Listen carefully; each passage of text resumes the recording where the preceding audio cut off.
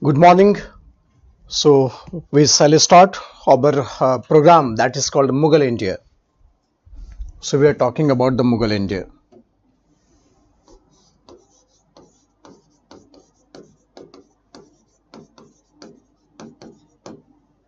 Mughal India.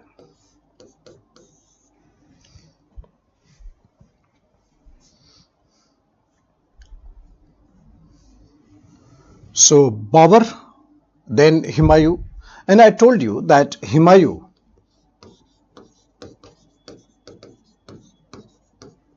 and Hamida Banu Begum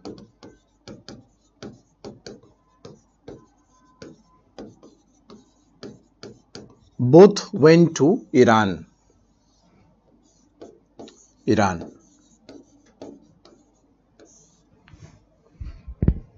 They were in the court of Iranian ruler. In Iran, there was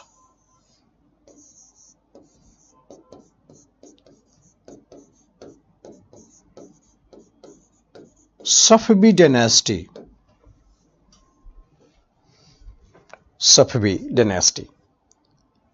And the ruler of Iran was Shah Tahmasp.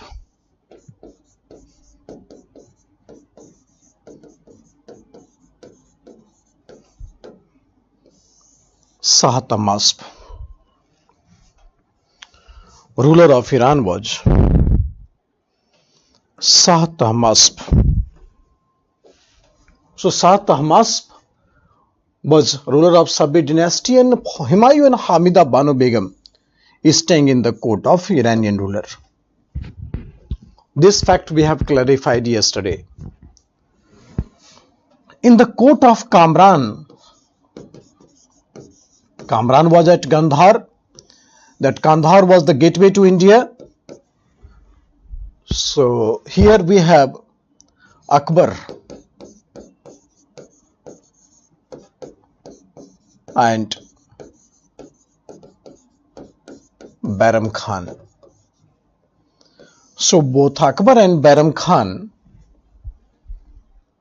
was staying in the court of Kamran at Kandahar. So yesterday we have clarified all this.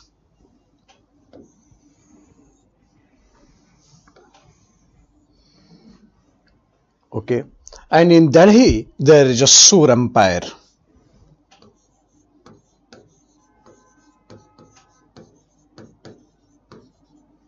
Empire of Sher Shah.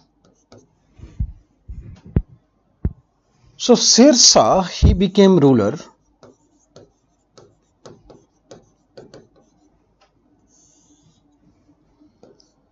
(1540 to 45).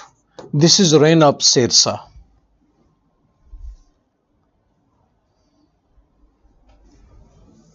And there are three rulers in the Sur dynasty. First is Sher Shah, then Islam Shah,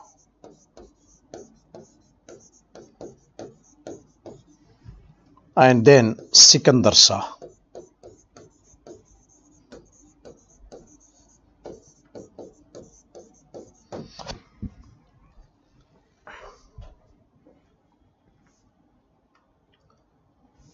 So this is a Sur Empire, Sher Shah. And during the time of Sikandar Shah, in 1555, Humayun again bounced back. So Sikandar Shah, he died in 1555. And thereafter re-establishment of Mughal Empire, I will let you know from here. But this is the Sur Empire.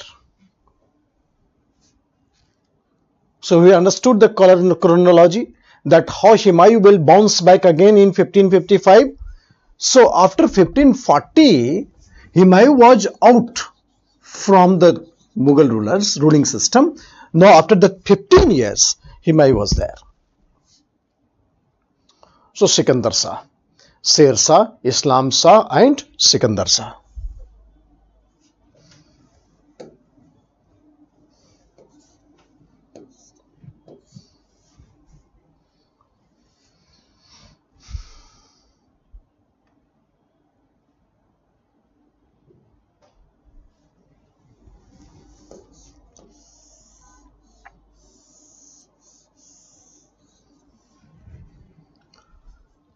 So these two were the useless ruler. But we need to study the Sher Shah. And Sher Shah, he laid the foundation of a solid empire. Many had followed Sher Shah in future. Even Akbar will come later. Akbar will follow the principle of Sher Shah. All the reforms of the Akbar was basically followed by Sher Shah. So I hope you understood. Let this baby boy to play in Kandahar. Let Humayun and the Hamida Banu Begum taking the shelter in the court of Iran. Let the enjoyment of the free food, free lunch in Iran. And here Sher Shah. But Sher Shah, he ruled only for few years.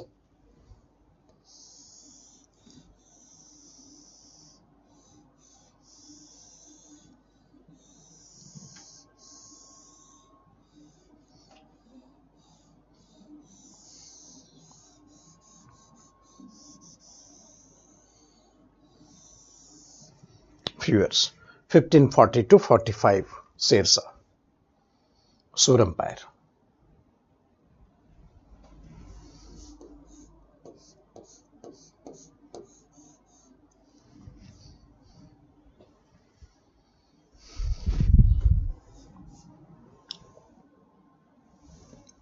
So let's talk about the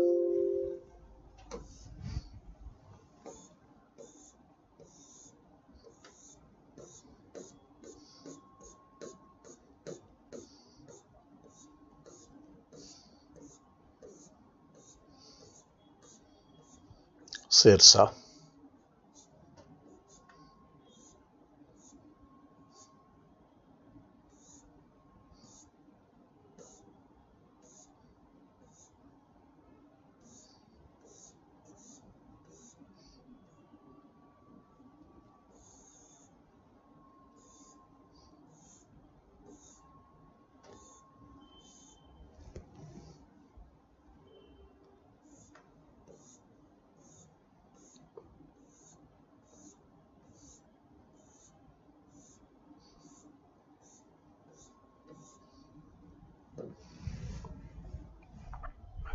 This is empire of the Sher Shah.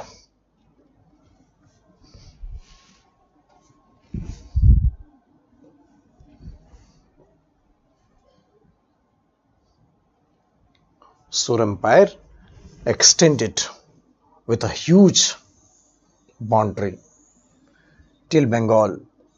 Whatever the Mughal Empire was there, totally taken by Sher Shah. So huge empire Sher Shah had already formed.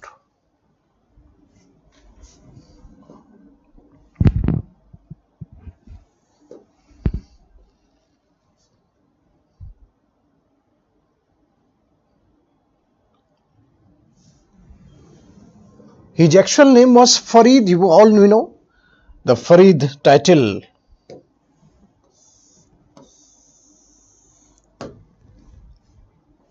Then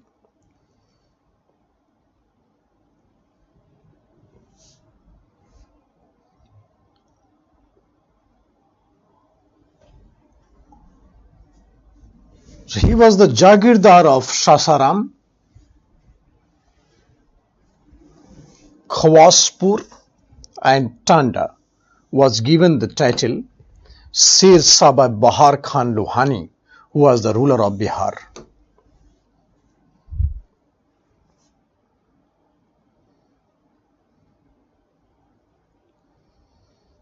So we have seen that how he got the royal connection. So his actual name was Farid. He was the Jagirdar of Sasaram. Sasaram is in Bihar, Khawaspur, Lantanda, and was given the title of Sher Shah by Bahar Khan Lohani, who was the ruler of Bihar and eastern UP at that time. He founded the Sur dynasty in Delhi after defeating Humayun in the Battle of Bilgram, Battle of Kannauj. In the Battle of Bilgram, Battle of Kannauj. When the Humayun was expelled, then Sur Empire was established.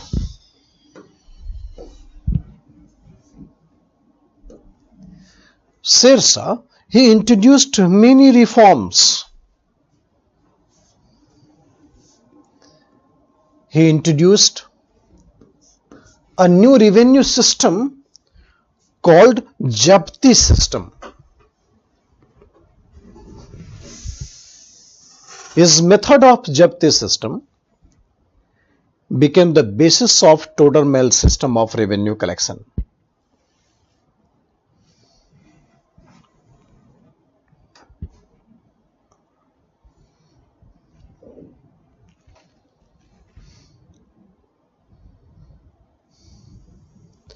So Japti system was introduced by Sher Shah and it became the basis of Raja Todar Mahal system of revenue collection. He was first to introduce the Rayat Bari system. Rayat Bari system means revenue was collected directly from peasants.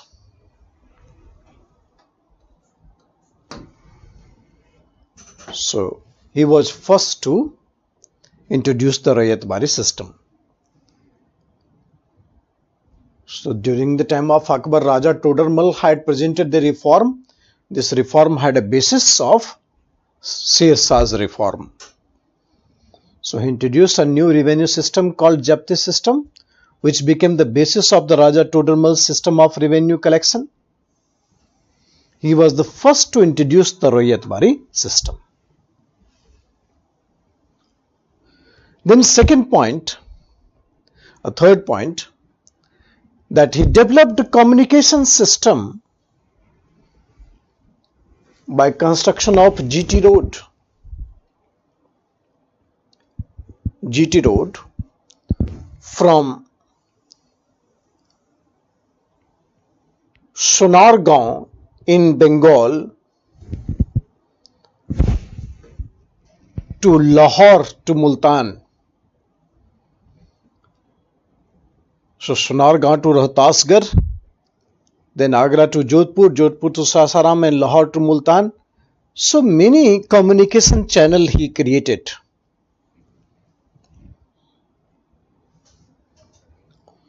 Many communication channel he created. So he constructed many roads.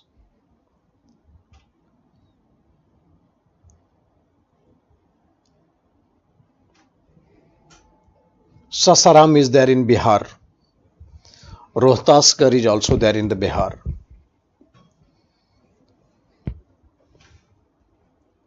He introduced the most standard silver rupee called rupiah,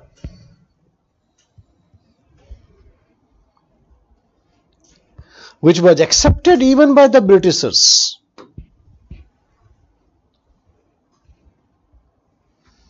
Which is accepted even by the Britishers.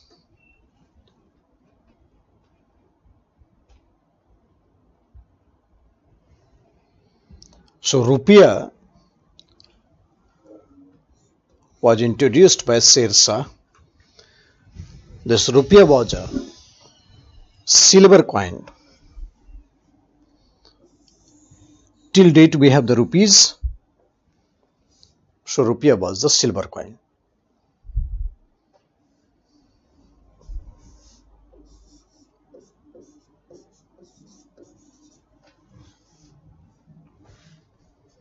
Rupiah was the silver coin.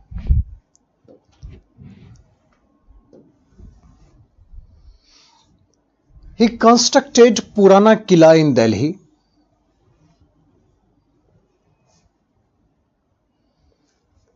He constructed his own tomb in Sasaram, the only tomb surrounded by water.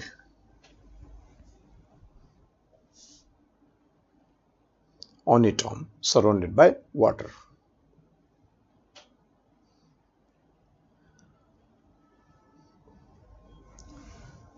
Abbas Khan Sherwani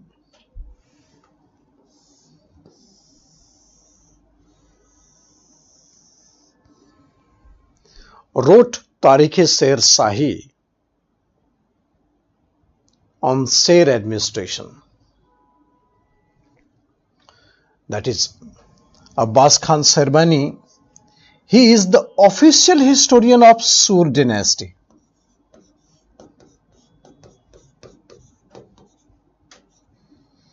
Official historian of Sur Empire. Official historian of Sur Empire. Abbas Khan Serbani.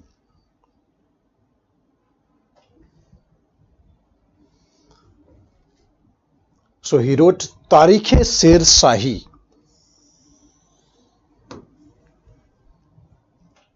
Tarikh-e-Sher Shahi.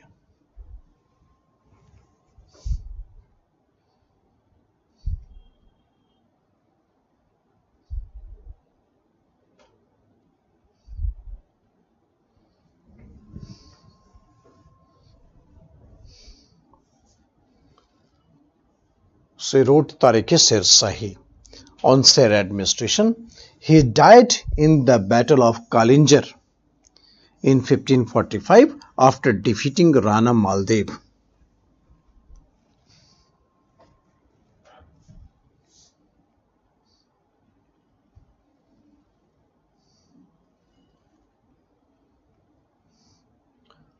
So 1545, after defeating Rana Maldev, he died in the Battle of Kalinjar.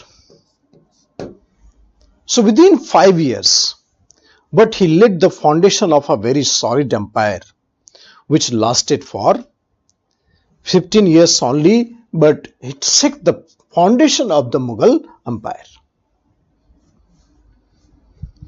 So he died in the Battle of Kalinjar in 1545 after defeating Rana Maldev.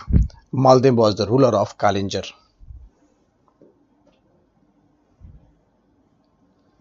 So this is a biography of Sher Shah. I will give you this PPT, then you can read that. So biography of Sher Shah.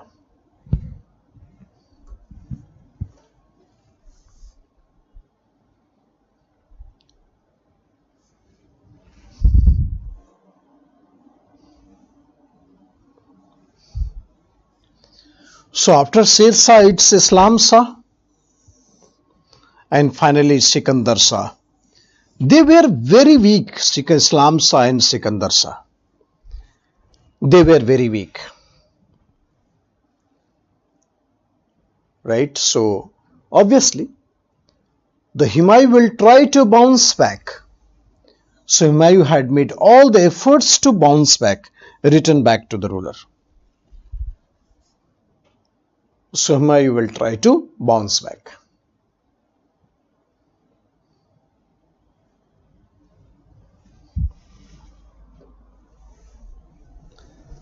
So 1555,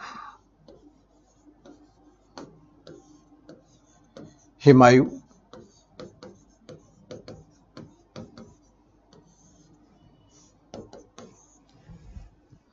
with the help of Iranian ruler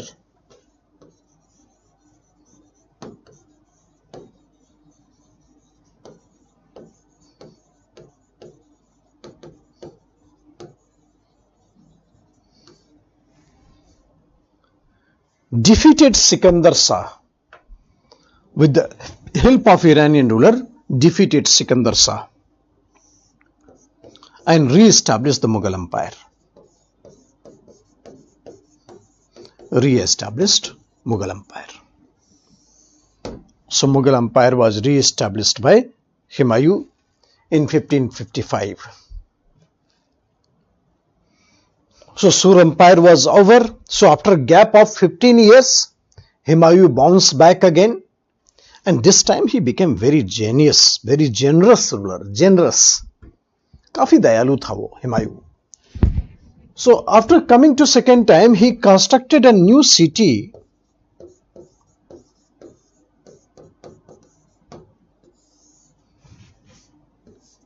Din Panah. This city was established in Delhi. Din Panah. Established a new city, Din Panah.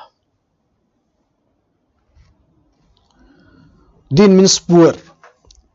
Panah means shelter house. So Deen Panah established a new city, Deen Panah, shelter house.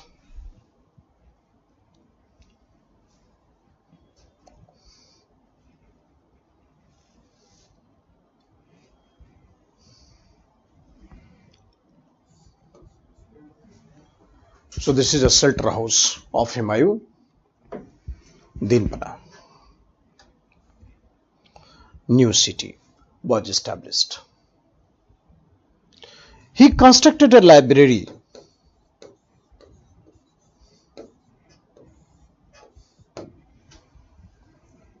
Early morning, he used to go to the library as if he had to appear in examination prelims. So very routine way, always go to the library. And Humayun had a very good faith in astrology also. So according to the astrologer's suggestion, he wears the cloth. Monday yellow cloth, Wednesday white cloth. So this is the way that normally he lived the life. But one day he went to study in library, and he also wear the cloth with astrologers. But he slipped from the stairs of library and died. 1556, Humayun, he slipped from the stairs of library, and then Humayun died. So the second time he ruled only for 1 year, less than 1 year, and then Humayun died. So 1556, when Humayun died, Akbar was only 13.5 years of age. Only 13.5 years of age. So this 13.5 years of age baby will go to rule India, and then you'll find that what a solid empire he established, which lasted for 300 years. What a solid empire he established, which lasted for 300 years.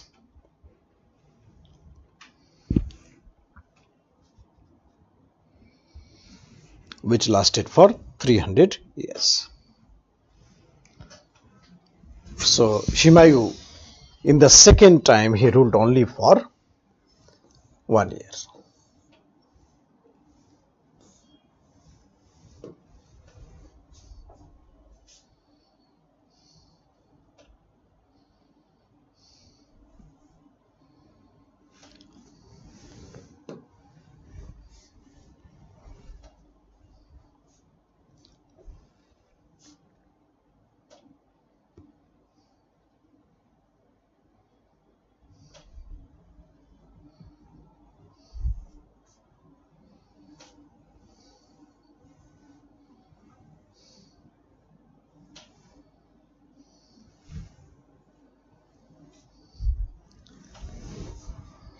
So 1556, after death of Humayun,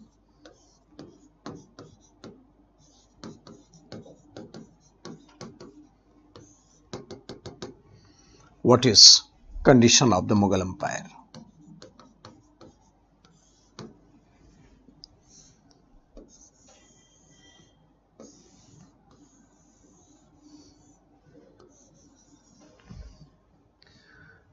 So there was total vacuum here. Delhi was totally, after death of Humayun. So Akbar was rushing back to Delhi. Akbar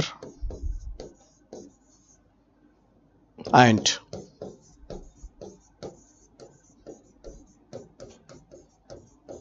Bairam Khan. Akbar and Bairam Khan was rushing to Delhi, was coming to Delhi. Bairam Khan coronated Akbar. Coronated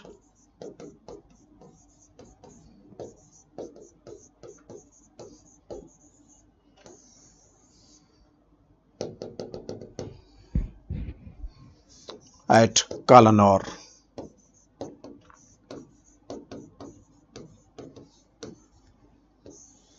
At Kalanur.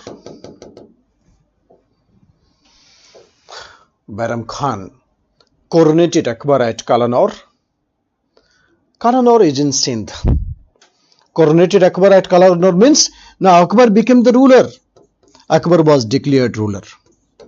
And Akbar was coming back to Delhi. So he was rushing to Delhi with the help of Bairam Khan.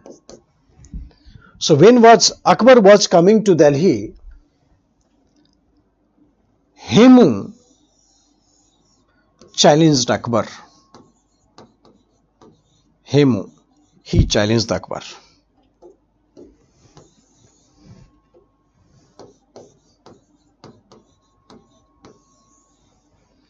Hemu immediately shouted, Akbar, where are you coming? There is no vacancy. So let's talk about the Hemu. Who is Hemu? Hemu challenged Akbar.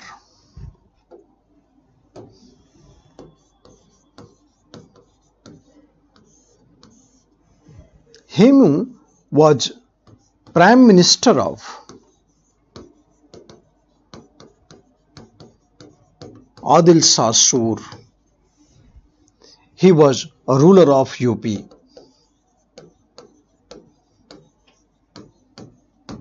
Adil Shah Sur.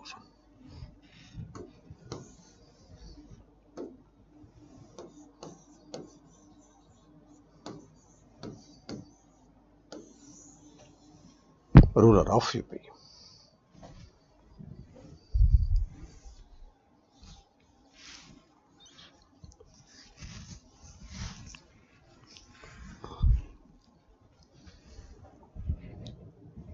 Hemu was, let's have a background of Hemu.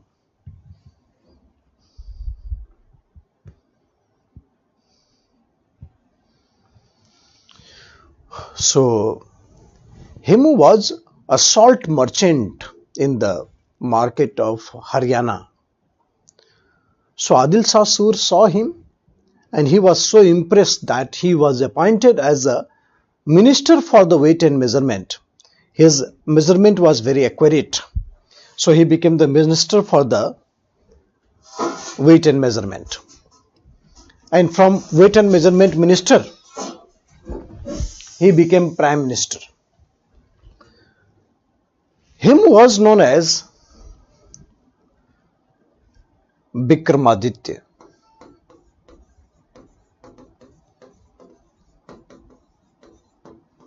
Vikramaditya. Him was known as Vikramaditya.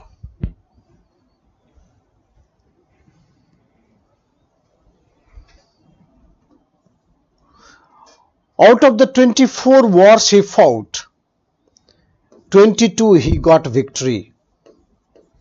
So excellent strike rate. So Hemu challenged Akbar. Hemu challenged Akbar. Out of the 24 wars he fought, he was victorious in 22. So Hemu was known as Vikramaditya. So he challenged Akbar. Akbar was a little scared. Akbar told Bairam Khan, Sir, return back to Gandhar, Ghazni. That is the fair place. Here we will not able to defeat this man, Hemu. But Bairam Khan, he encouraged Akbar and asked Akbar to have a war and then return back, if at all.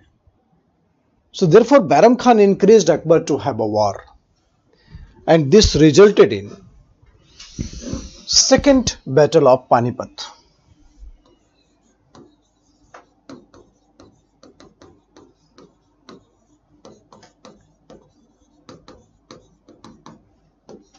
(1556).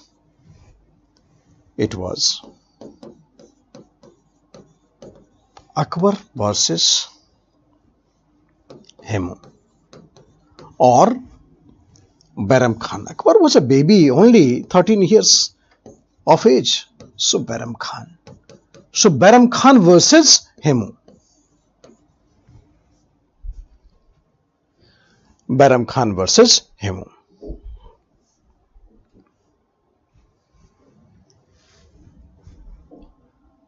Battle of Panipat, second Battle of Panipat. And surprisingly, Hemu was about to defeat Akbar. But Hemu always behaved like Saurabh Ganguly. That's pulling the shirt off and then rolling the shirt when on the verge of victory. This is a very aggressive man, Hemu, like Saurabh Ganguly of Indian cricket. So, Hemu was about to defeat Akbar, so the final time he sat on the elephant and wanted to take the round of the battlefield. Victory, victory celebration. So he was taking the round. Suddenly, an arrow shot in his eyes. कहीं से आके लग गया. Arrow shot in his eyes, and he fell from the elephant. So once he fell from the elephant, there was a stampede in his military.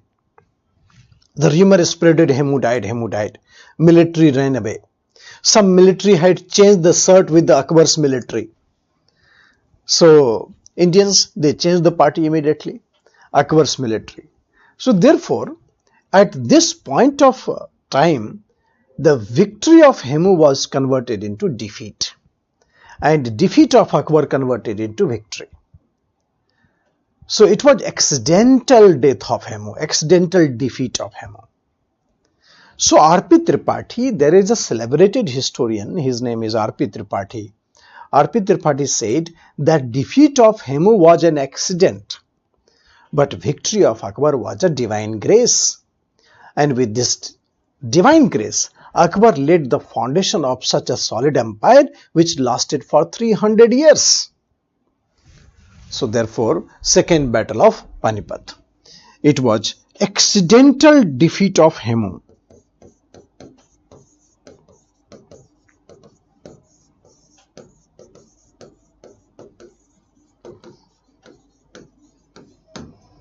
Accidental defeat of Hemu.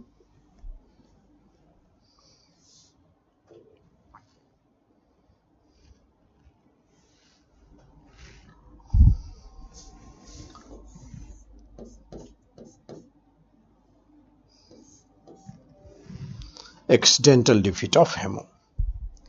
According to R.P. Tripathi,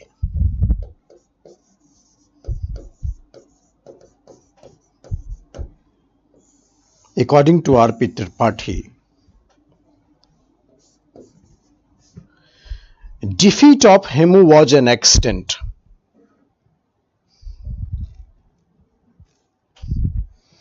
Defeat of Hemu was an accident, but victory of Akbar was divine grace. Victory of Akbar was divine grace. So this small divine grace resulted in foundation of solid empire. According to R.P. Tripathi, defeat of Hemu was accident and victory of Akbar was divine grace. So with this divine grace, Akbar laid the foundation of such a solid empire which lasted for 300 years. So this is a statement of R.P. Tripathi. He is a celebrated historian of UP, R.P. Tripathi. So defeat of Hemu was an accident and victory of Akbar was divine grace.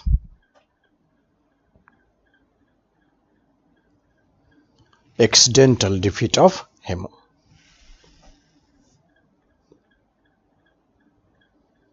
So Akbar became ruler.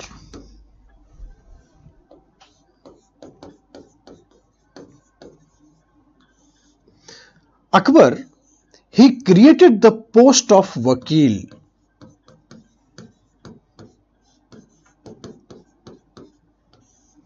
Prime Minister. Post of Vakil. Bairam Khan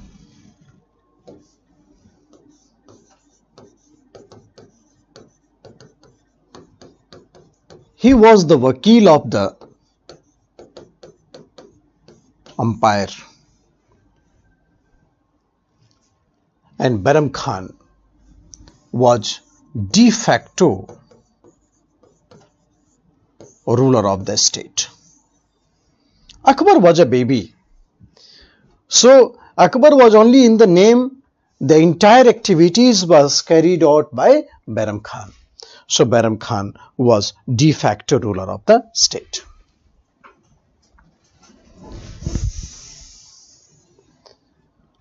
So from 1556 to 1560,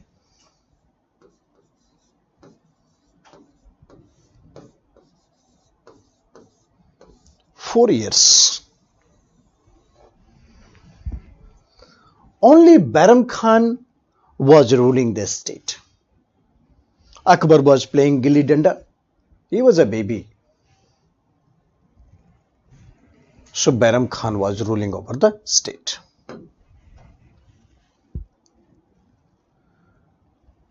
But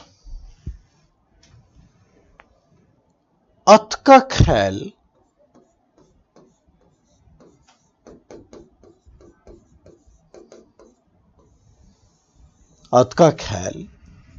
was against Akbar. Atka Khail was against Bairam Khan. Atka Khail was against Bairam Khan, and Atka Khail provoked Akbar to rule. Atka Khail, who is Atka Khail? The relations of Akbar.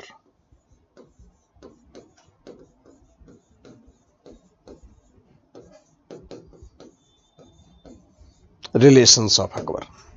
Akbar की बुआ, चाची, नानी, घर के लोग जो होते हैं, so Atka Khail was relations of Akbar.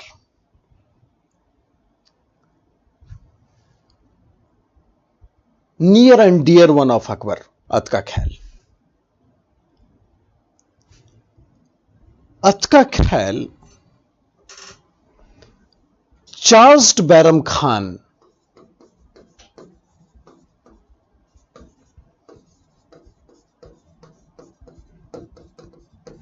Atka Khail charged Bairam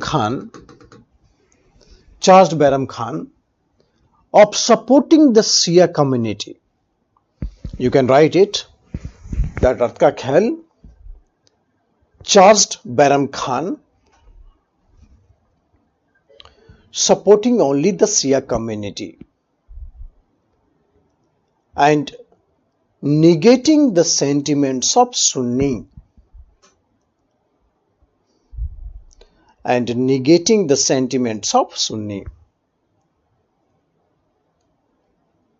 Bairam Khan was Shia and whole family of Akbar was Sunni. So Atka Khail, that is near and dear one of Akbar, charged Bairam Khan of supporting the Shia community and negating the sentiments of Sunni. Atka Khail wanted that Akbar should rule India.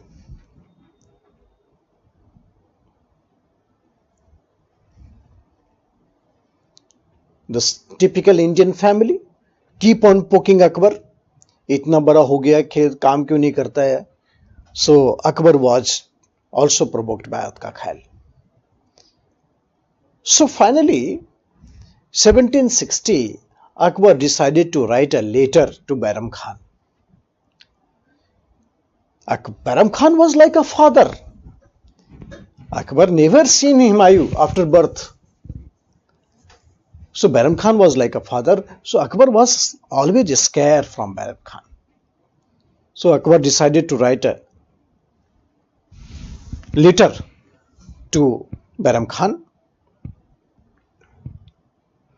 Akbar wrote, "My dear sir, I think I become young. So I want to rule myself." Akbar gave some options to Bairam Khan.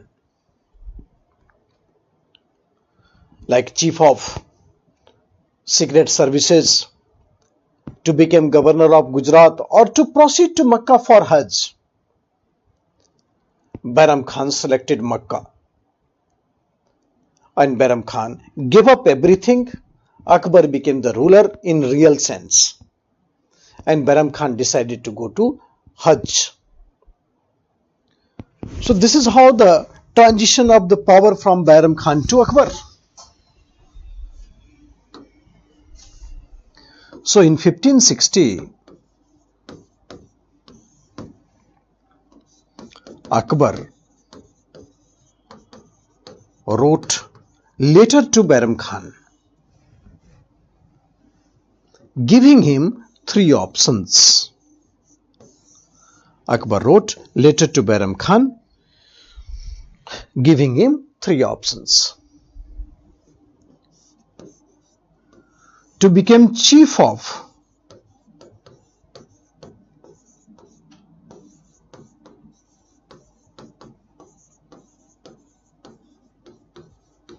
secret services,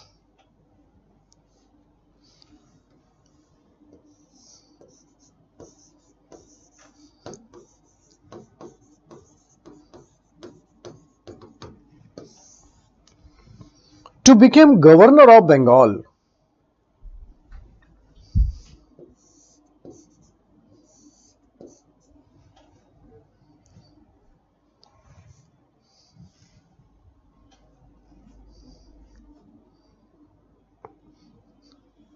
to go to Makkah for Hajj.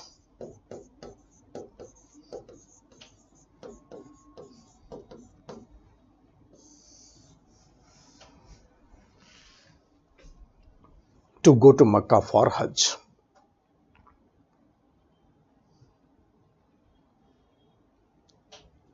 Bairam Khan left everything and decided to go to Makkah.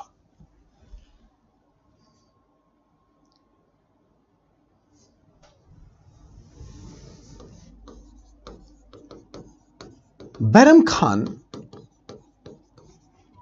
on the way to Makkah, reached Gujarat. On the way to Makkah, reached Gujarat.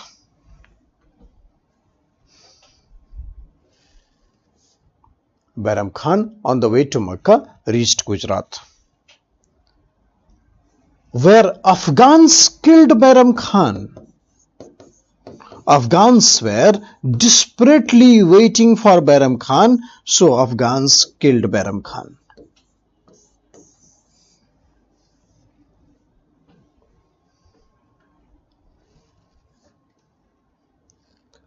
So Afghans, because of Bairam Khan,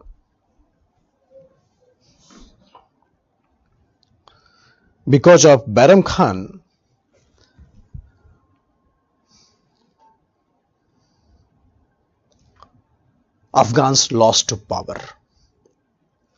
So therefore Afghans was desperately waiting for Bairam Khan, and therefore Bairam Khan was killed by Afghan.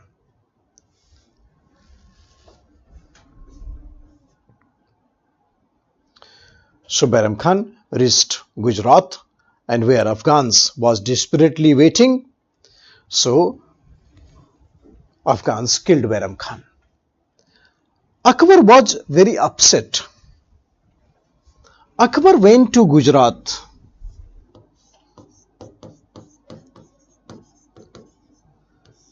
to pay obedience to Bairam Khan, and Akbar married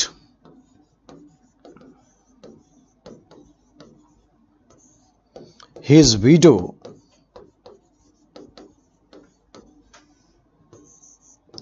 Salima Begum.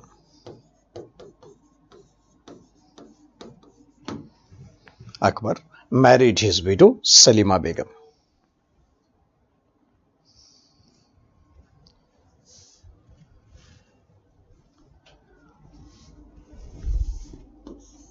Son of Akbar, son of Bairam Khan, became son of Akbar.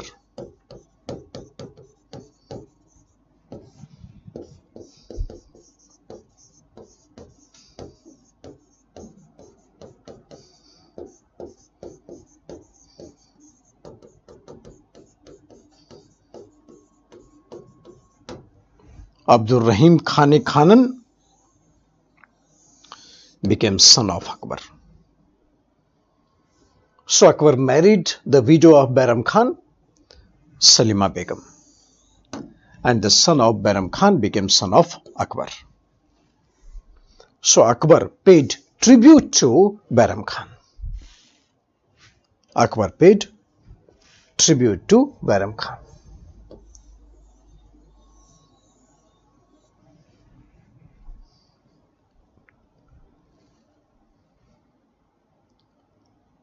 So now Akbar decided to rule himself. 1560. So 1556 he became the ruler. After 4 years, 1560, he freed from the control of Bairam Khan and then he started ruling. 1560. Let us see the Rajput policy of Akbar. Religious policy and the Rajput policy both. We will see that. First we will see the religious policy.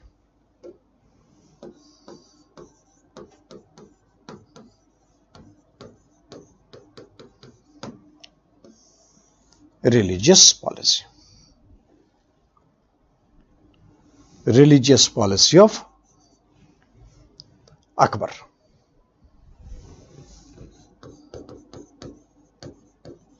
Listen very carefully, then I will make you write also. Akbar, he was inherently genius man, no doubt in this. Akbar is known for his liberalism. Akbar is known for his secularism. Akbar was liberal. Akbar was secular. There are many factors that led to the liberalism and secularism of Akbar. So Akbar was liberal, Akbar was secular. Why he was liberal or secular, you can understand in two ways. First, Akbar was inherently liberal because he was away from the fundamentalist Sunni. Although his family was Sunni, but Akbar was under the company of Shia. Shia is considered comparatively liberal. And Bairam Khan, he was a Shia. So Akbar was always in the company of Shia Muslim. And thereafter, Bairam Khan appointed Hindu teacher, Jain teacher, Jews for primary education of Akbar. So therefore, Bairam Khan gave him all the liberal and secular atmosphere. So therefore, Akbar was inherently liberal. Second thing, that Akbar, he wanted to give stability to Mughal Empire. So he wanted to get in alliance with very powerful Indian force like Rajput and the Mughal, Rajput and the Afghans. So very powerful force, Rajput and Afghan.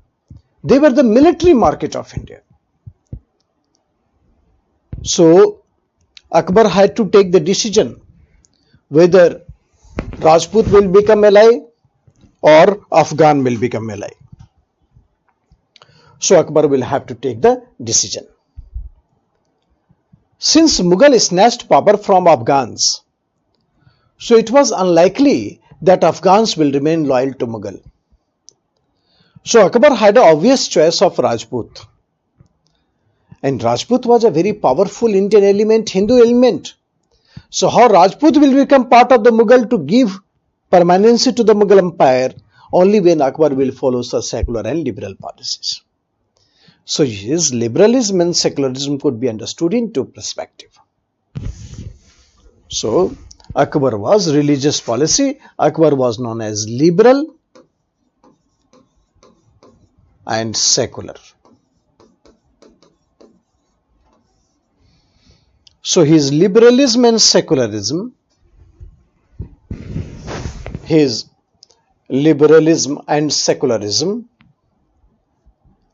can be understood in two perspectives. You note down all these points. His liberalism and secularism could be understood in two perspectives. First point, Akbar born and brought up in a very liberal atmosphere. Akbar born and brought up in a very liberal atmosphere.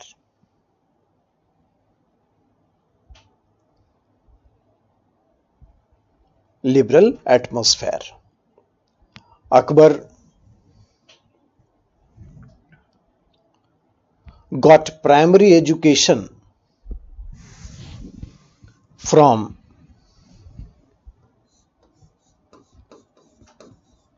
Hindu priest, Jewish priest, Jain priest,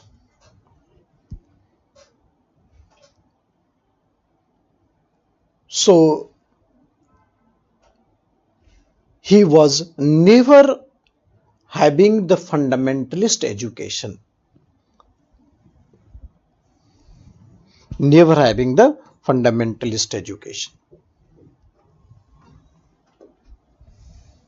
Second point.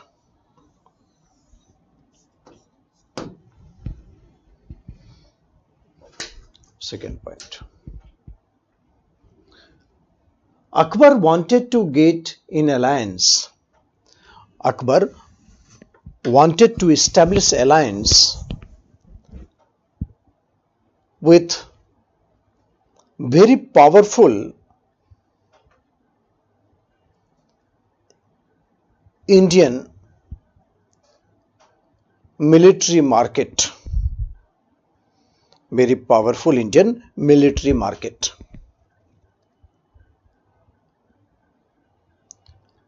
There were two military markets in India.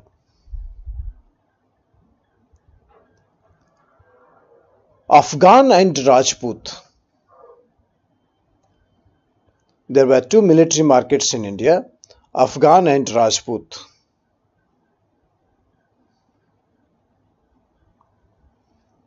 Since Mughal snatched power from Afghans,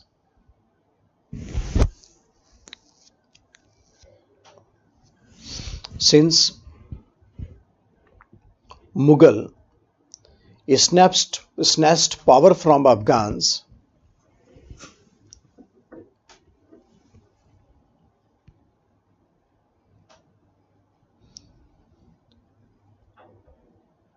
so it was unlikely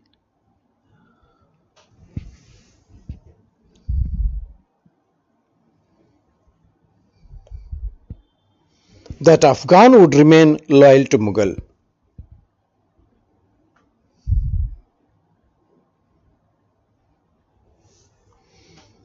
That Afghan would remain loyal to Mughal.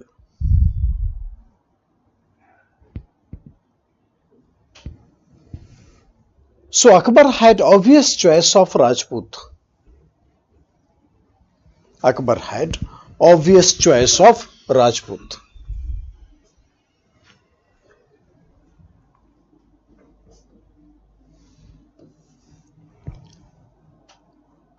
So, in order to incorporate Rajput,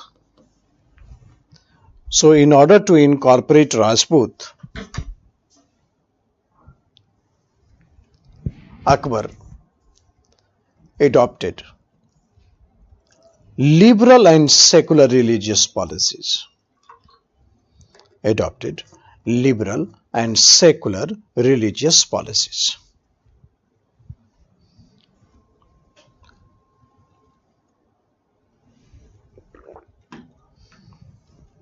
Liberal and secular religious policies. So this is the introduction part about the Akbar's liberal and secular religious policies. Look at the various measures of Akbar, various rule of Akbar. 562, Akbar abolished slavery.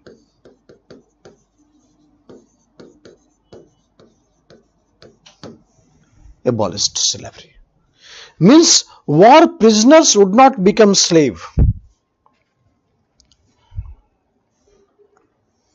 Akbar abolished slavery.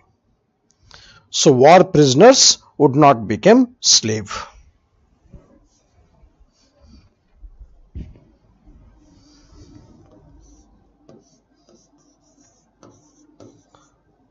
Fixed 1563, he abolished pilgrimage tax.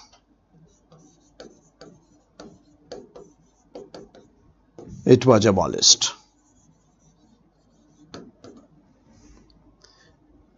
Hindus had to pay tax while visiting their religious place, so therefore Akbar had to abolish the pilgrimage tax.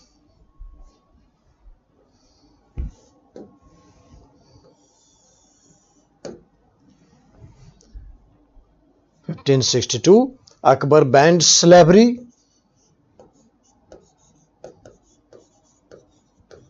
and forceful conversion.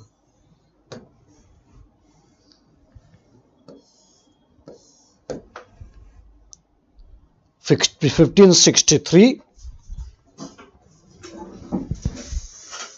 Akbar abolished pilgrimage tax. What was the pilgrimage tax? That Hindus, while visiting their religious place, they need to pay tax. So 1563, pilgrimage tax was abolished.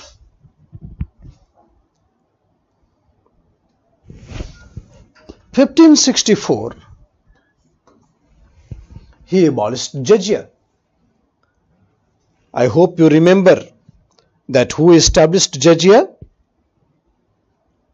Muhammad bin Qasim, way back 712 AD, Sindh. So 1564 he abolished jizya.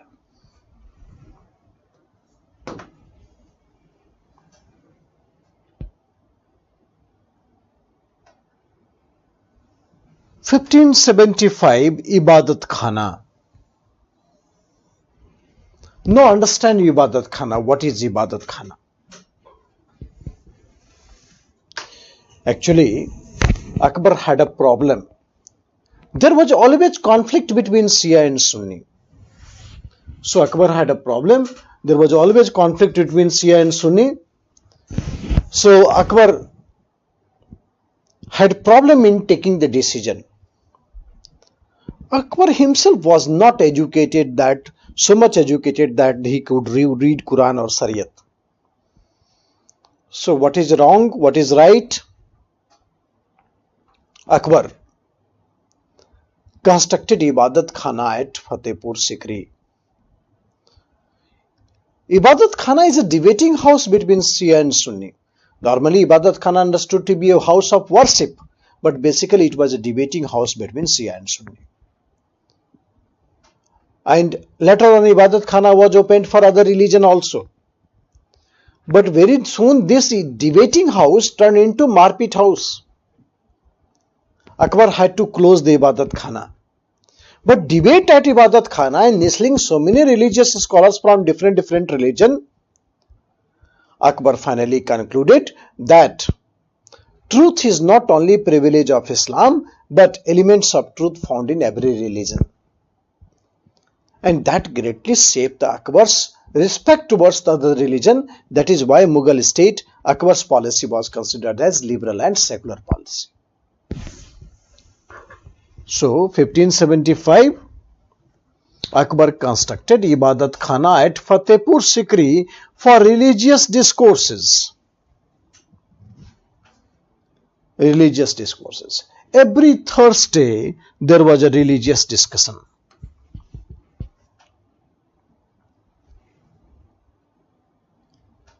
Religious discussion. Initially, Ibadat Khana was only for Shia and Sunni.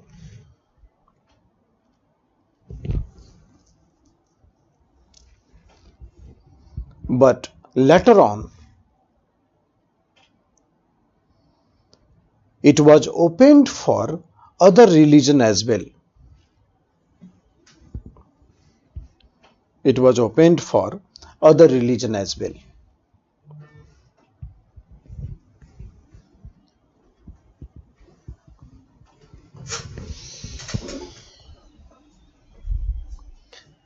So Akbar invited Father Montserrat, Father Aquinas to speak on the Christianity, Pandit Purushottam on Hinduism, Jinsena Suri on Jainism, and Raja on Parsi religion. So later on, the other religious priest was always also invited in Ibadat Khana. The Christians, the Hindus, Jain, Parsis, all discuss the policy of their own perspective of religion. So Akbar invited Father Montserrat and Father Aquinas on to speak on Christianity. Purushottam was Hinduism, Jinsena Suri was on Jainism, Raja on Parsi religion.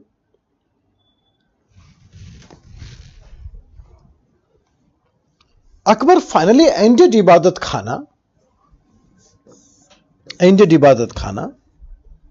but debate at Ibadat Khana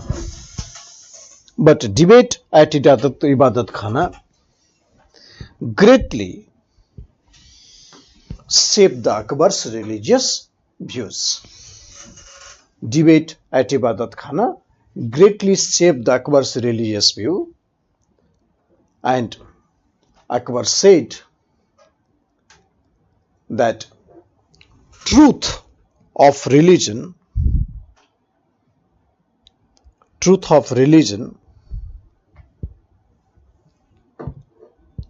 is not prerogative of Islam, is not privilege of Islam, but elements of truth found in every religion. Elements of truth found in every religion.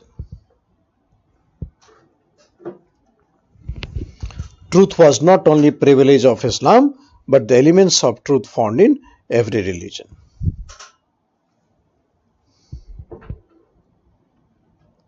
Truth was not the privilege of Islam, but elements of truth found in every religion. Elements of truth found in every religion. 1579, he issued his famous decree of infallibility called Mahazir or Mahzarnama.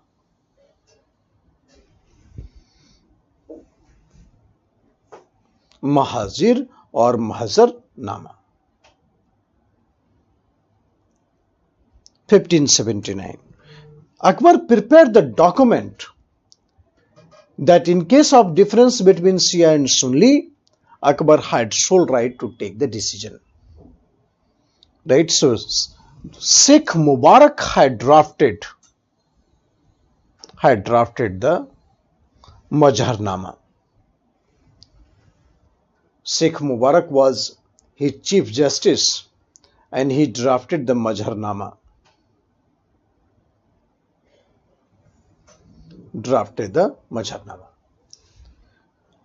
After that, Akbar got the sole right to take decision on religious affair. He became Mir Adil, chief interpreter of Quran.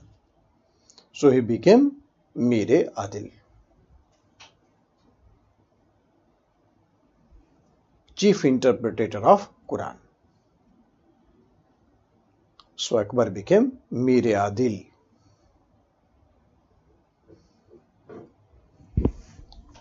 Chief interpreter of Quran. So 1579. It is decree of infallibility. That means there's nothing wrong in this decree. So Sheikh Mubarak prepared the Mazharnama. So it was a document in which Akbar said that if there is a difference between Shia and Sunni on any issues, Akbar will take the decision.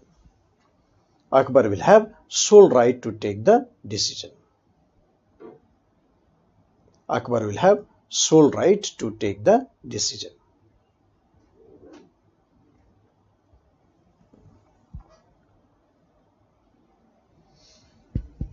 Sole right to take the decision. In 1582,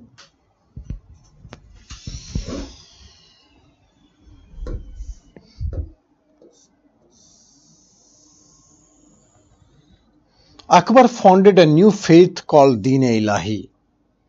It is also known as Tawheed-e-Ilahi.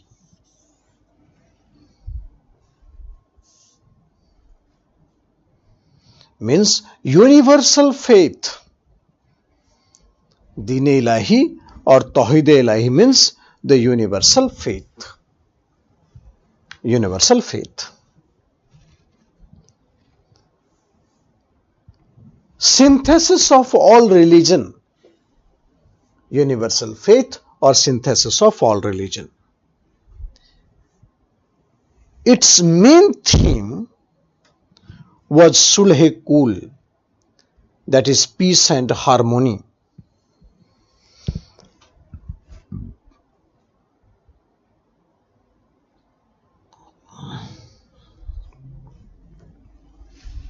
Peace and harmony. Open faith, that is universality of his ideas. So it was also called Tawheed-e-Ilahi, meaning universal faith, divine light. So based on the principle of Sulh-e-Kul, that is known as peace and harmony. It was introduced for the first time by Abdul Latif, the teacher of Akbar. Deen-e-Ilahi was openly criticized by Raja Bhagwan Das.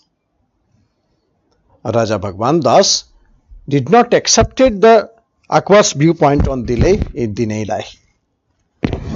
So it was openly criticized by Raja Bhagwan Das.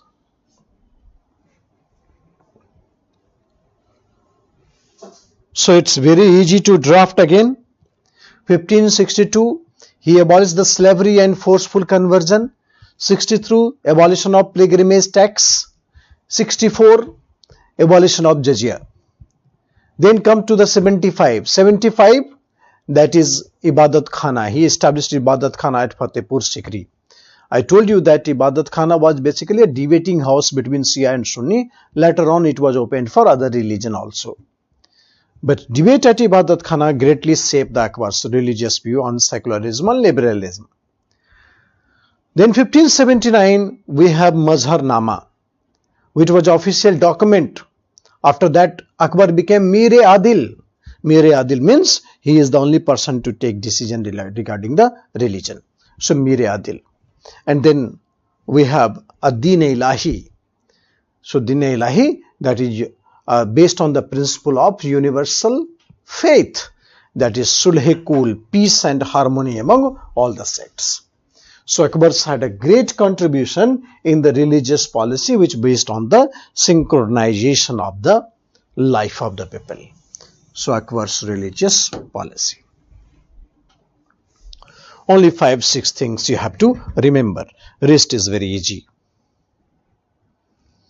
Only 5-6 things you have to remember. So why Akbar's religious policy? Why Akbar had adopted the liberal and secular policy? I have laid down some fundamental concept and thereafter Akbar's viewpoint on religion.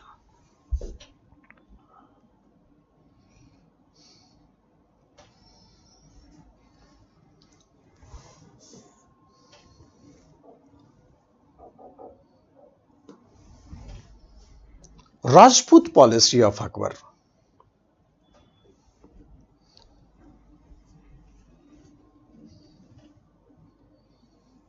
Rajput policy of Akbar.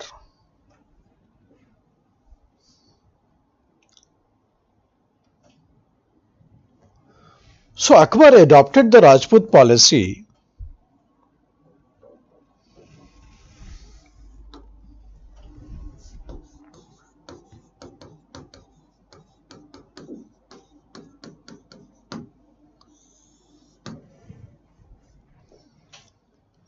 The first policy of Akbar related to the Rajput was matrimonial alliance.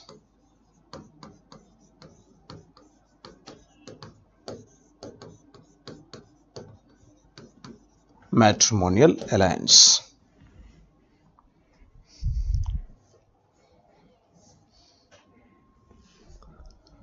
Matrimonial alliance, it strengthened the Mughal Rajput relation.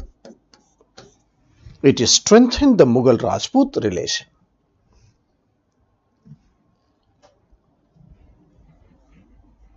First Rajput state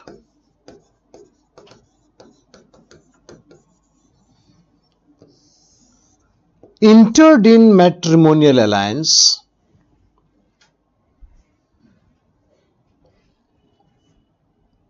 was Raja Bharmal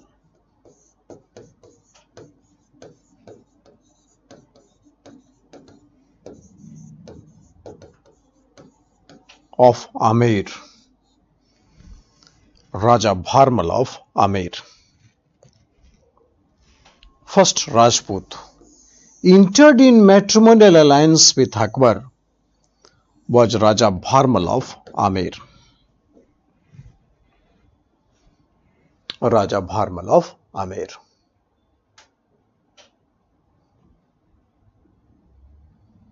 Raja Bharmal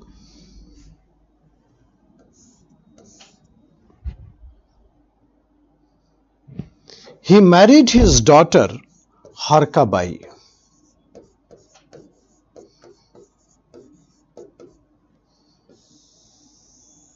Harkabai.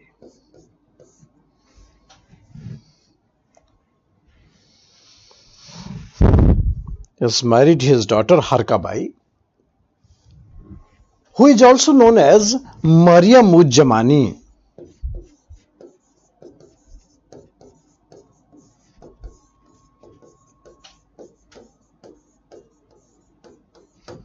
Harkabai.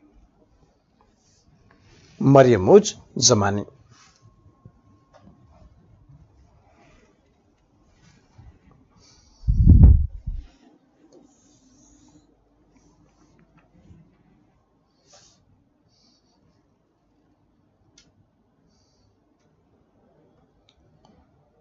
So first Rajput entered in matrimonial alliance.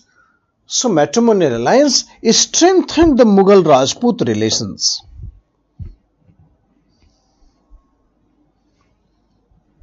Brother of Harkabai, Man Singh,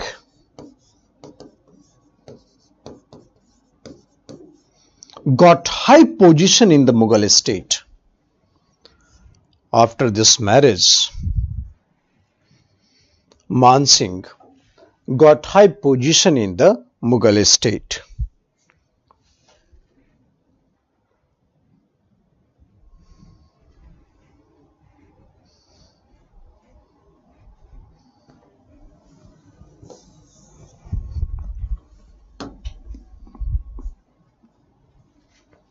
High position in the Mughal state.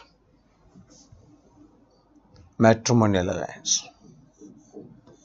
Second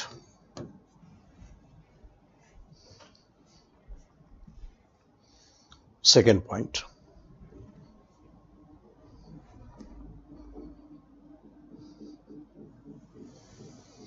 Policy of reward and punishment.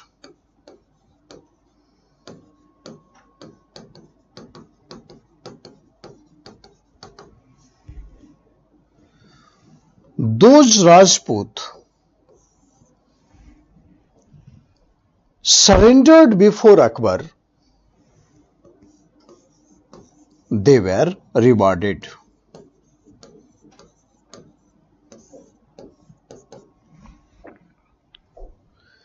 They got position in the Mughal state.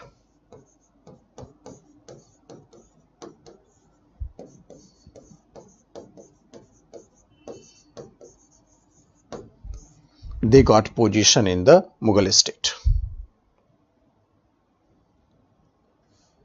But those Rajput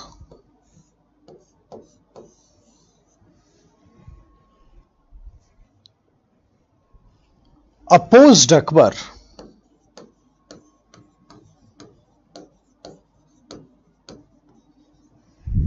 They were crushed by Rajput itself. Iron cut iron. So they were crushed by Rajput itself.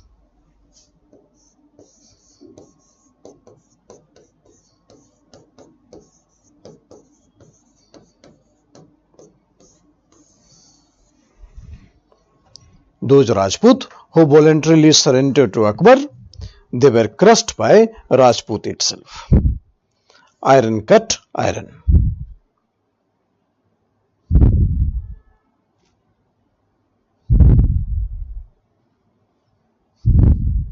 They were crushed by Rajput.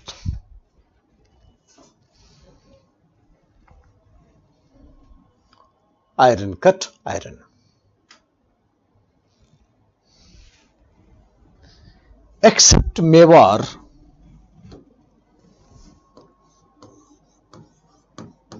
all the Rajput,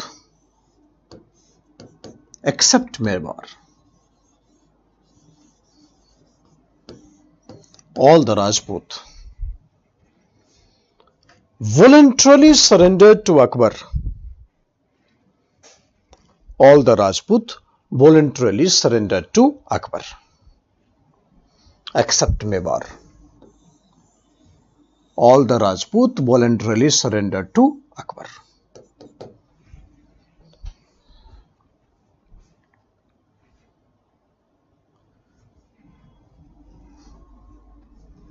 Ruler of Mewar remained defiant. Maharana Pratap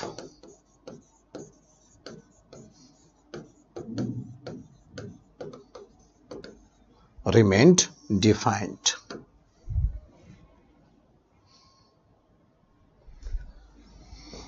Resulted in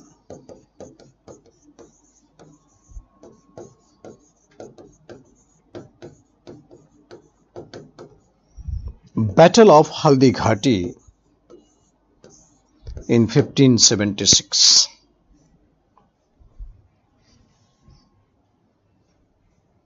Resulted in Battle of Haldi Ghati in 1576.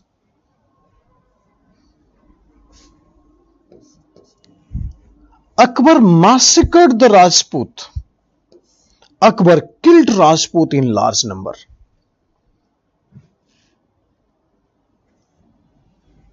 He declared this war as jihad.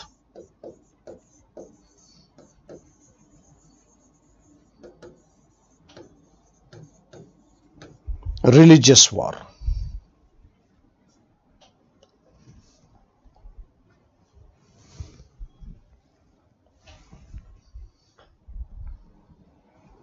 Religious war.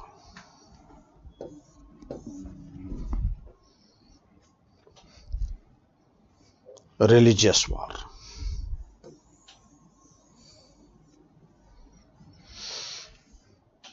Jihad. So Battle of Haldi Ghati. Despite this, Rana Pratap did not accept sovereignty of Akbar. So Mewar remained defiant. Akbar had defeated or defined all the relations with the Rajput except Mewar. So Rana Pratap did not accept the sovereignty of Akbar.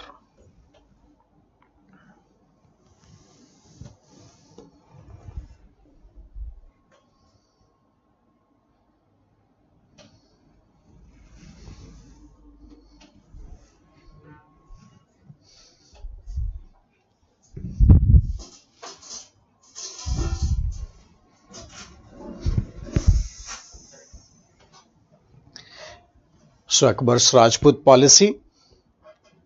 Only the Sisodiya of Mewar and continued to defy the Mughal up to 1615. So Mewar finally settled by Jahangir in 1615, not by Akbar. So Mewar remained defiant.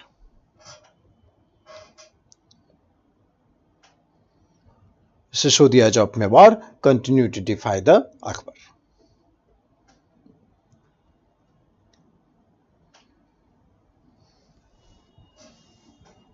So Sisodiya Rajput was of that of the Mebar. This is Akbar's conquest.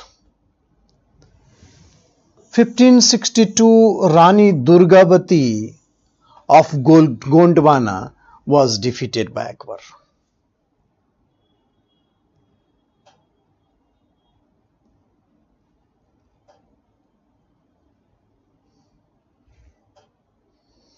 So some important milestone: Rani Durgavati of Gondwana, 1564 Baj Bahadur of Malwa, 1570 Daud Khan of Bengal, 1572 Muzaffar Shah of Gujarat,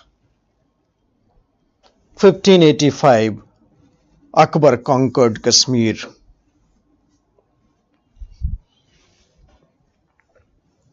Akbar conquered Kashmir. 1600 Rani Chand Bibi of Ahmednagar was defeated by Abul Fazl. We have seen that. So these are the major conquest plan made by Akbar. So how he created the empire from dust? He created the empire from dust. So last campaign was Chand Bibi. Ahmednagar, ruler of Ahmednagar. Yesterday we have seen that state of Ahmednagar was defeated by and captured by Akbar. Abul Fazl led the victory. This was the last conquest of Akbar.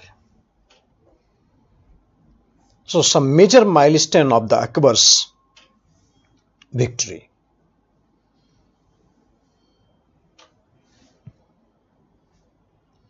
(1562) Rani Durgavati of Gondwana, 1564 Baj Bahadur of Malwa, 1570 Daud Khan of Bengal, 1572 Muzaffar Shah of Gujarat, 1585 Akbar conquered Kashmir,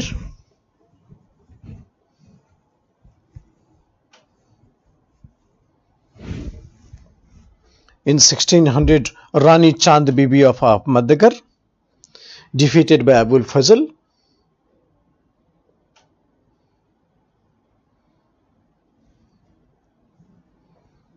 This is the last conquest of Akbar.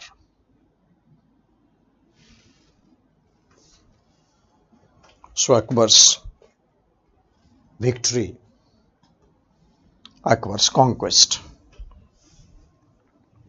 So we have seen the religious policy of Akbar, Rajput policy of Akbar, and some of the major milestone of the victory of Akbar.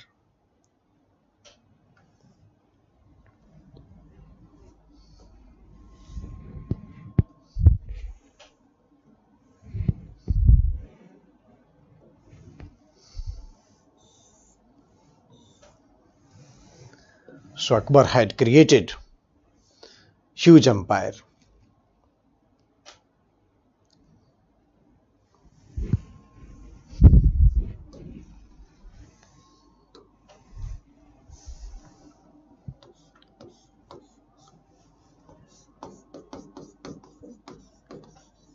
Akbar's family. Let's talk about Salim. You know, Akbar had many marriages, but there was no son or no daughter to Akbar. No son or no daughter to Akbar. He visited all the dispensaries, Gurdwara, mosque, everywhere, but that altogether was useless. Finally, Akbar visited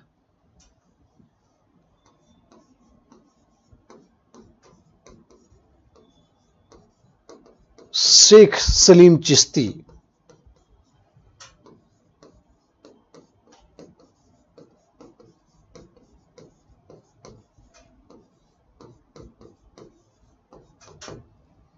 of Fatehpur Sikri.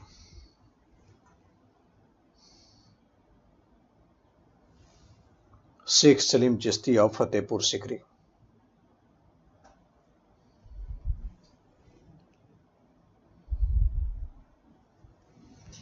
And with the big blessing of Sheikh Salim Chishti, he was a Sufi Sant.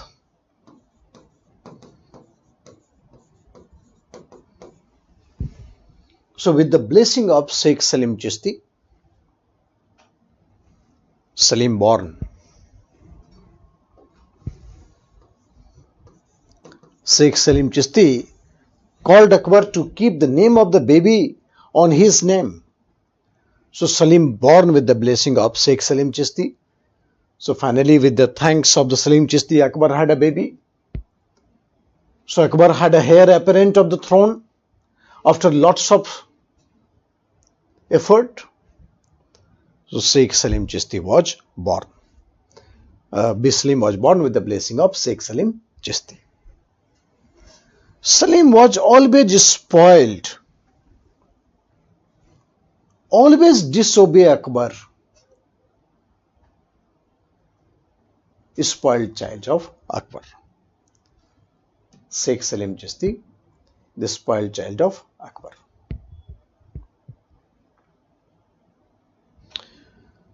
So Salim born with the blessing of Sheikh Salim Chishti, the spoiled child of Akbar. Always disobey Akbar. Always busy in drinking and making marriages. Salim. He was staying in Allahabad.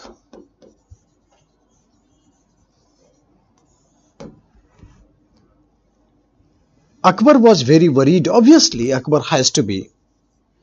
Akbar was very worried that how this boy would become the successor of the Mughal Empire. So he was very worried. Akbar sent Abul Fazl to convince Salim. Akbar sent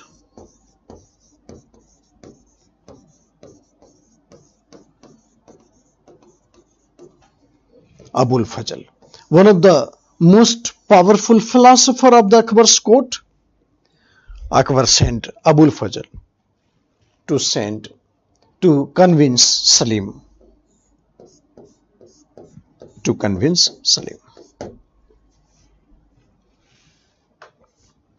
Most powerful philosopher of the Akbar's court.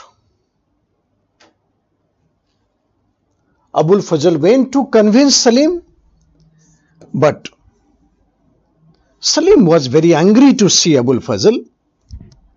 He, on the way to Allahabad, he fixed his program.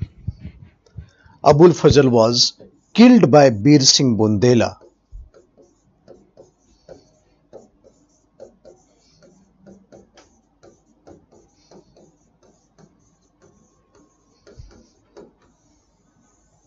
Killed by Bir Singh Bundela.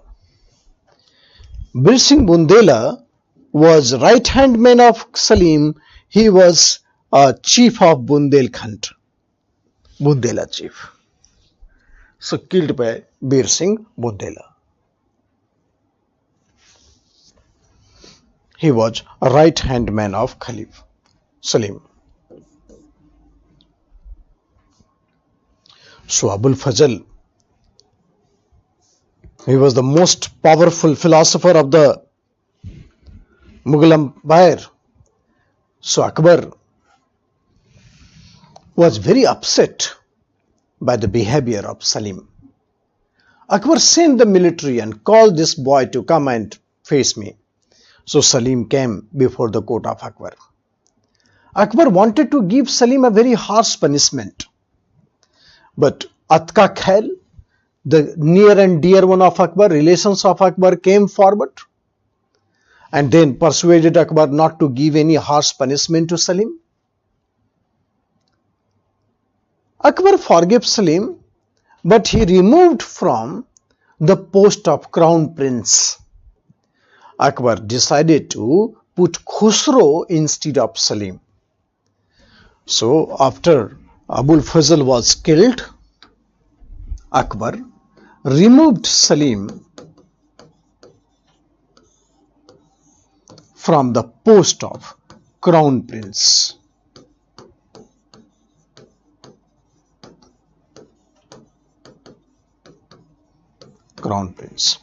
From the post of Crown Prince. So Akbar removed Salim from the post of Crown Prince, and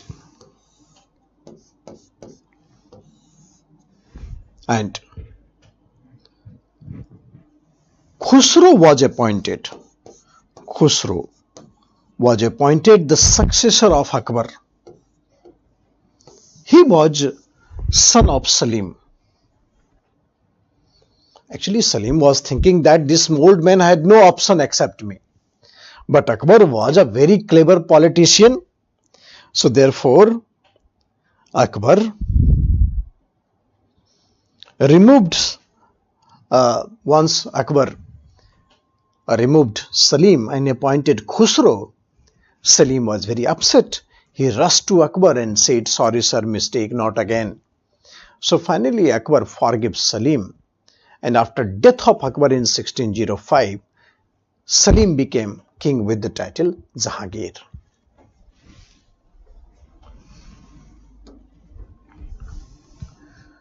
So this is the reign of Akbar. 1605, Akbar died, and Salim became king with the title Jahangir.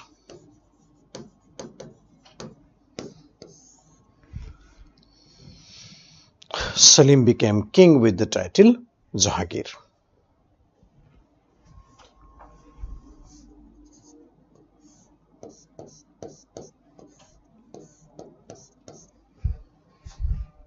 With the title Jahangir.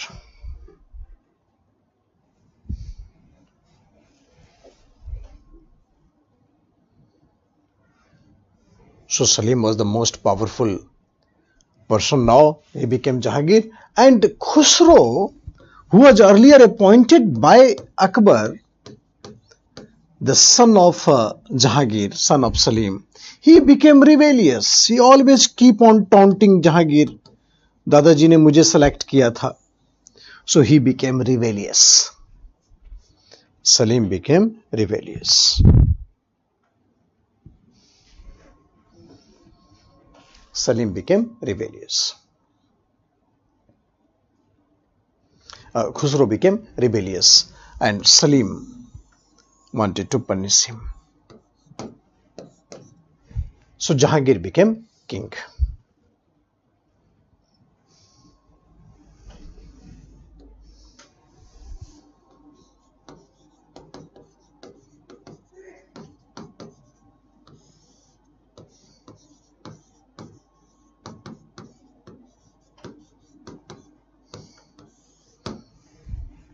Jahangir.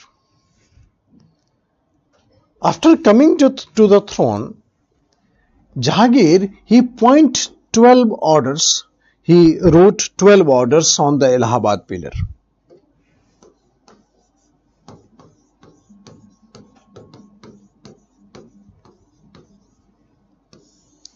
On Allahabad pillar.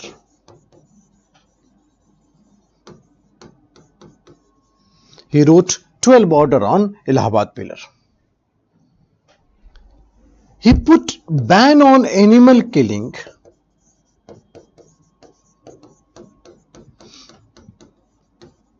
on Sunday and Thursday. He put ban on animal killing on Sunday and Thursday.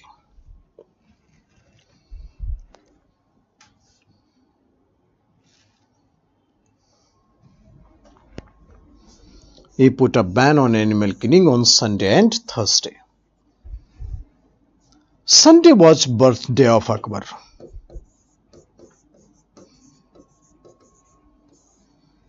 And Thursday was his coronation day.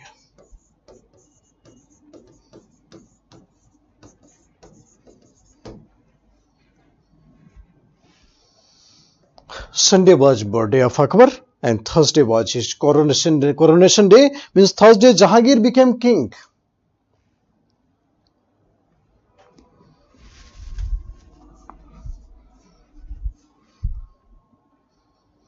Jahangir became king.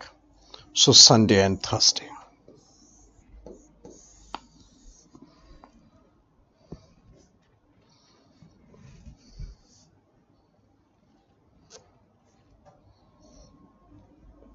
So animal killing.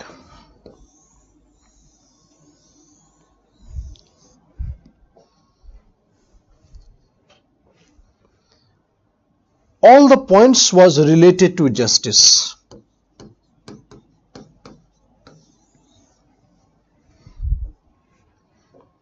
All the points was related to justice.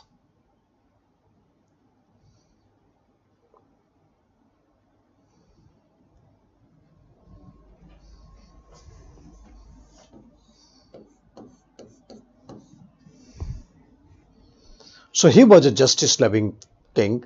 He wrote 12 points on the Allahabad pillar, and all the points was related to justice. He put a ban on animal killing on Sunday and Thursday. Sunday was birthday of Akbar, and coronation day of Jahangir. Thursday was coronation day of Jahangir.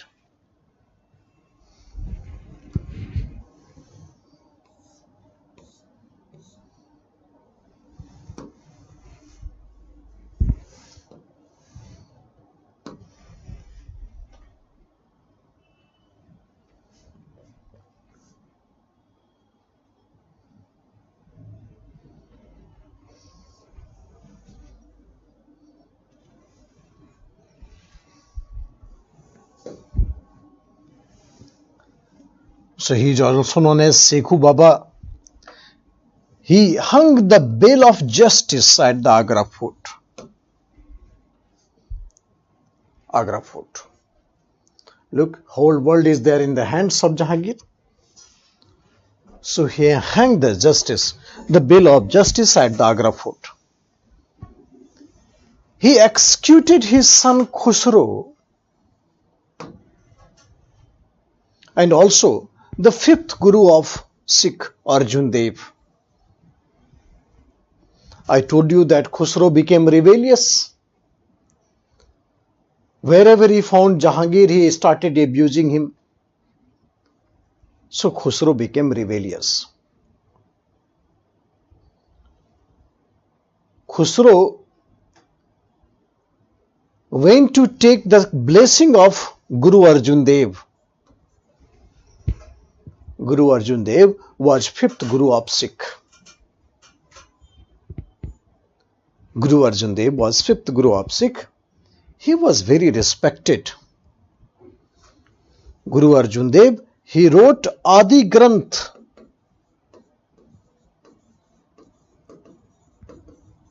The religious scripture of Sikh was written by Guru Arjun Dev. He wrote Adi Granth. So when Khusro went to meet Guru Arjun Dev, Guru Arjun Dev blessed Khusro to be a king. Guru Arjun Dev blessed Khusro to be a king.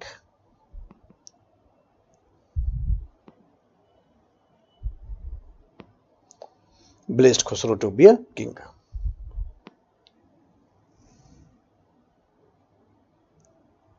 Therefore, it provoked Jahangir. Jahangir charged Arjun Dev of supporting the rebellions of the Mughal Empire.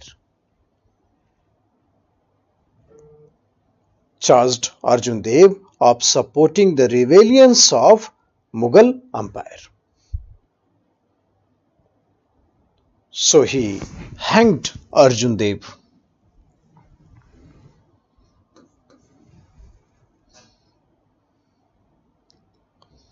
He hanged Arjun Dev. And thereafter, the Mughal-Sikh relation deteriorated forever. Mughal-Sikh relation was very smooth.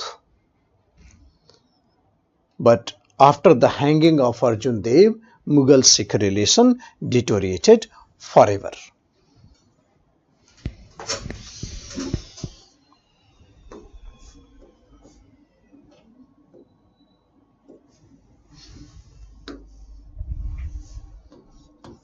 Mughal-Sikh relation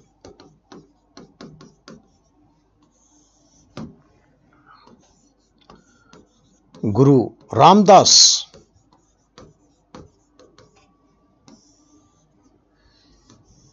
he received land from Akbar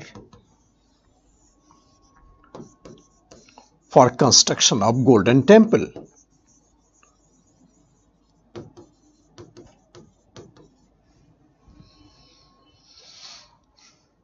But Guru Arjun Dev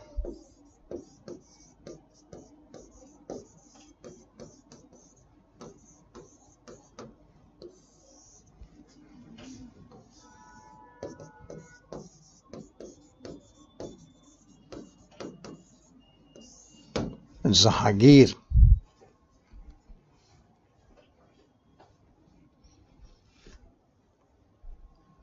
So Guru Arjun Dev had supported Khusro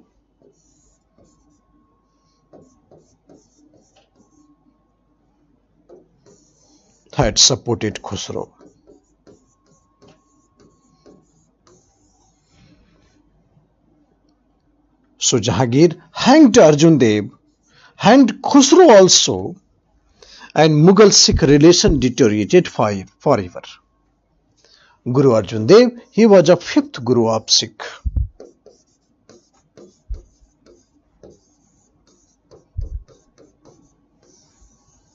Fifth Guru of Sikh.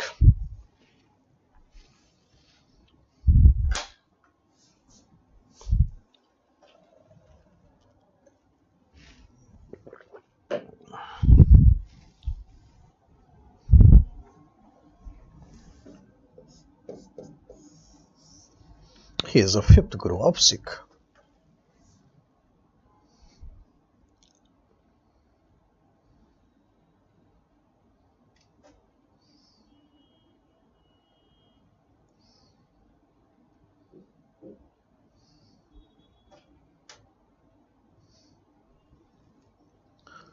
So Mughal-Sikh relation deteriorated forever.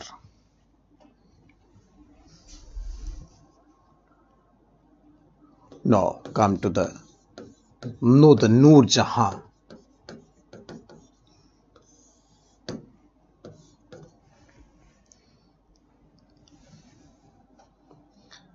Original name of Noor Jahan was Mehrun-Nisa.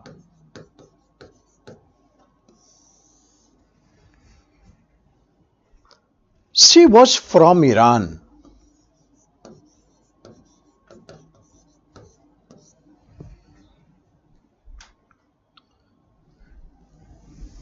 She got married with Sher Afghan.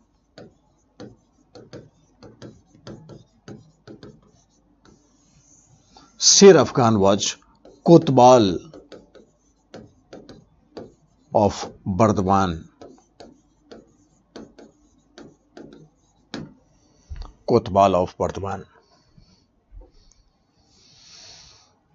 Sher Afghan was Kotbal of Bardwan.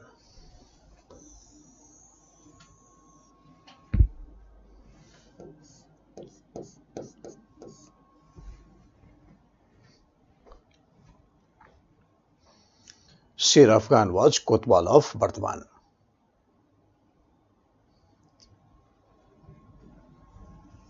After Sher Afghan was killed by Governor of Bengal on a heated exchange, killed by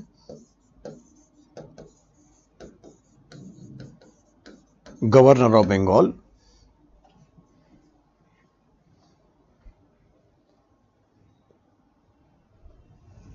Mehrunisa, she became widow, and Mehrunisa came to Agra in the services of Salima Begum.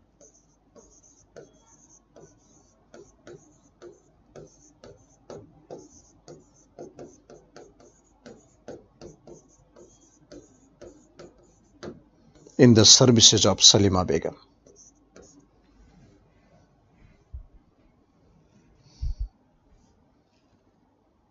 Salima Begum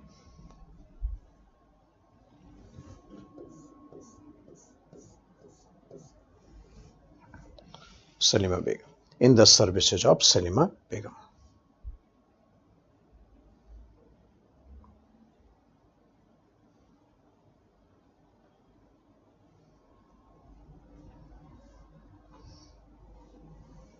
In the services of Salima Begum,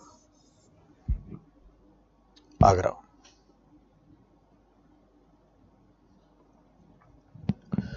So on the occasion of Nowruz, Nowruz is a Persian New Year.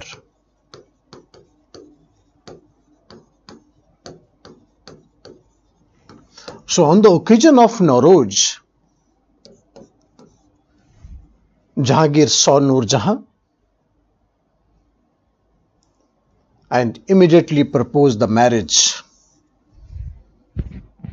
Jahangir saw Mehrunisa, original name is Mehrunisa, immediately proposed the marriage, and after marriage Mehrunisa became Noor Jahan.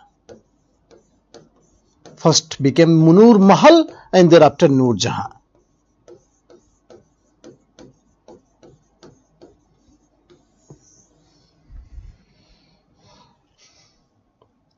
So Noor Jahan,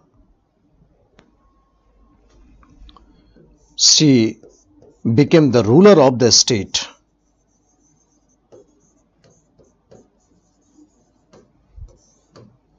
Her signature was valid like a ruler.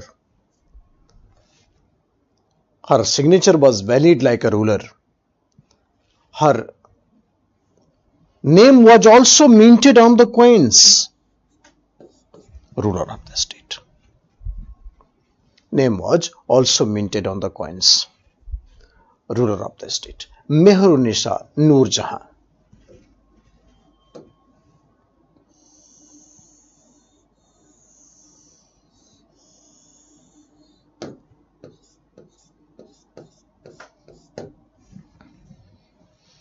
So her name was also became so popular. Noor Jahan, ruler of state.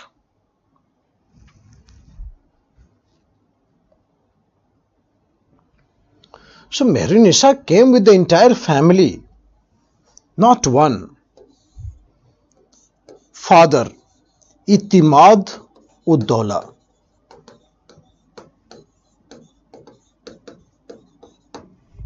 mother Asmat Begum,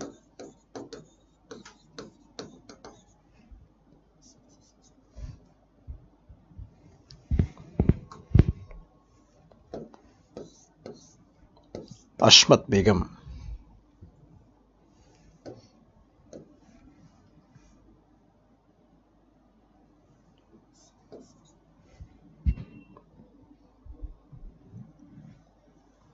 Father Itmad-ud-Daula, Asmat Begum, and brother Ashraf Khan. All came to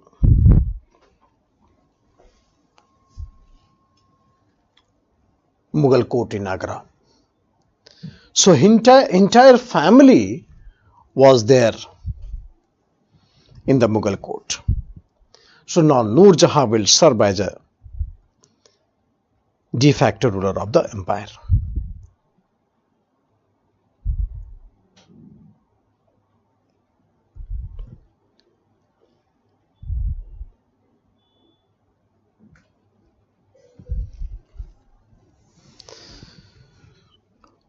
There is one question You have asked, you have said that after the death of Rudra Sen, his wife invited Chandragupta to take over the empire. Yes.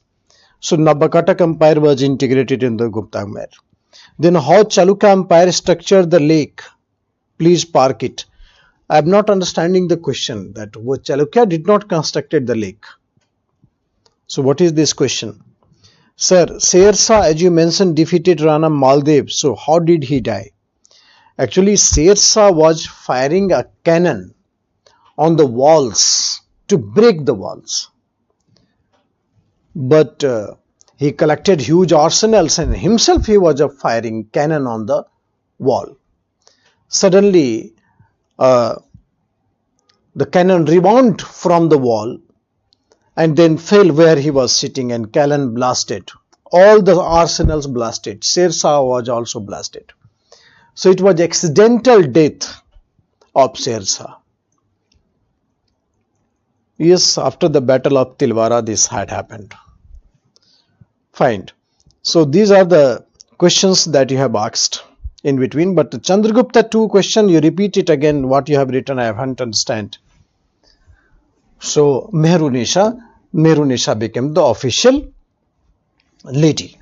So in the period of Jahangir, all the powers was concentrated in the hands of Noor Jahan.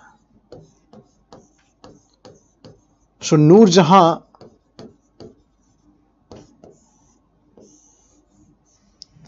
was de facto ruler of the state.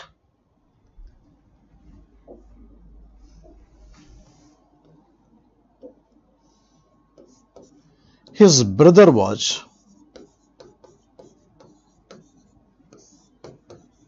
Asaf Khan.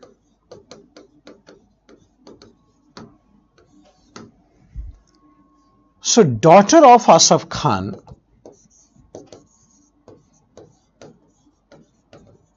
Arjumand Bano Begum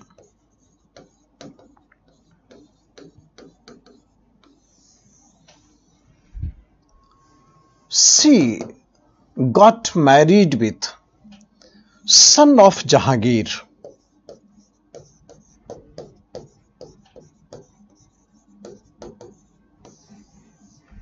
Khurram.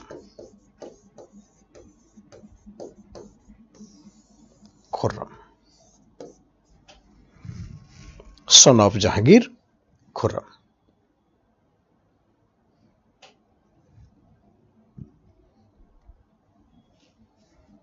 Right.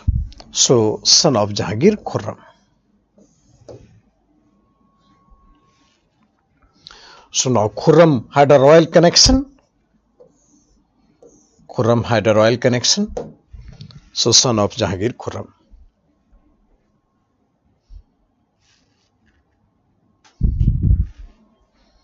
So Khurram had royal connection. Son of Jahangir now got married directly with the Noor Jahan's family, brother's daughter's husband, Khurram. And Khurram got the title of Shah Jahan. I will tell you. Some book says that Jahangir hanged Khusro. Some say that the Khurram had killed Khusro. So this is a problem. But anyway, Khusro lost the life. Okay, so the Noor Jahan was the wife of Sher Afghan. Sher Afghan was Kotwal of Bardhaman. Bardhaman means SP tha. SP tha Kotwal ka.